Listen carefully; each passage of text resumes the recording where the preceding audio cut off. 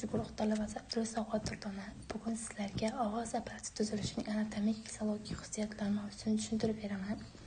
Rejalari: birinchisi ovoz apparati tuzilishi, ikkinchisi ovoz apparati funksiyalari, uchinchisi ovoz apparati anatomik fiziologik xususiyatlari. Ovoz apparatining asosiy qismlari: laringeal to'qimalar va ovoz paylari. Bu to'qimalar ichki qismda joylashgan bo'lib, bular havo oqimi ta'sirida tebranib ovoz chiqaradi.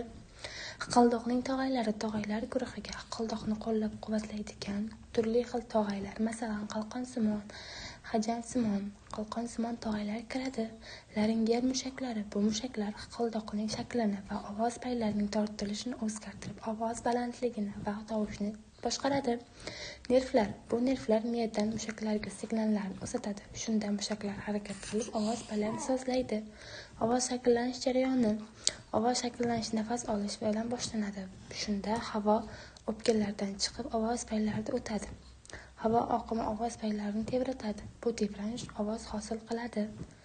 Ovoz apparatining funksional xususiyatlari: ovoz apparati o'zi 3 katta bo'limga bo'linadi. Nafas apparati, retseptor tizim. Fonoton apparati haqiqiy ovoz hosil bo'lishi. Uchinchisi artikulatsiya, rezonator apparati ovoz shakllanishi. Nafas apparatori: nafas apparati ovoz hosil bo'lishining energiya manbai bo'lib xizmat qiladi. Bu ovoz o'pkadan chiqib, havo oqimining ovoz paychilarini tebratish natijasidir. Anatomik qismlar: burun bo'shlig'i, halqum, traxeya, o'pka, diafragma, qovurg'alar va mushaklar. Fiziologik jarayoni: inhalatsiya, havo olish, diafragma pastga tushadi, o'pkaga havo kiradi. Ovoz uchun muhim ko'rsatkichlar: havo bosimi, nafasning davomiyligi, nafasning barqarorligi. Artikulatsiya va rezonator apparati: bu doim ovozni kuchaytiradi, jarangdor qiladi, so'zga aylantiradi.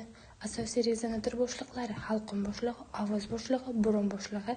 Rezonatorlar tovushning tembrini, jarangdorligini, boyligini, individual ohangini belgilaydi. Ovoz apparatining qo'shimcha fiziologik xususiyatlari: o'zgaruvchanlik. O'smirlik davrida hiqildoq tez o'sadi, ovoz pasaylashadi. Ovozning himoya mexanizmlari: yo'tal, begona narsani chiqarish, nerv boshqaruv, ovoz va nutqni bosh miya po'stlog'iga boshqaradi. Bronxo markazi, motor nervlari, vegetativ innervatsiya.